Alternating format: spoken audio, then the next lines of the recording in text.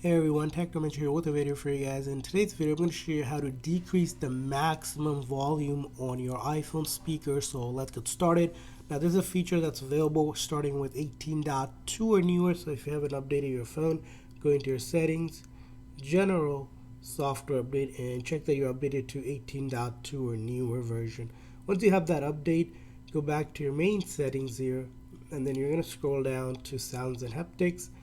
And then if you go all the way down here, there's a new feature called built-in speaker volume limit setting that you can tap on, and then you can turn that on. And in order to decrease it, you can see here it goes from 90 to 20, so you can go down a little bit further depending on the volume limit that you would like to set as the maximum for the speaker on your iPhone.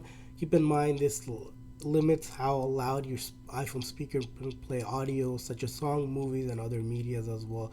So by default, if you start finding it that it's very loud, you can decrease it, and of course you can always come back and increase it just like that. So that's how you can decrease or increase the volume limit on your iPhone speaker. I hope this video was helpful. If so, please consider a like and subscribe button for more tips and tricks for your iPhone and other iOS devices. We'll see you guys next time.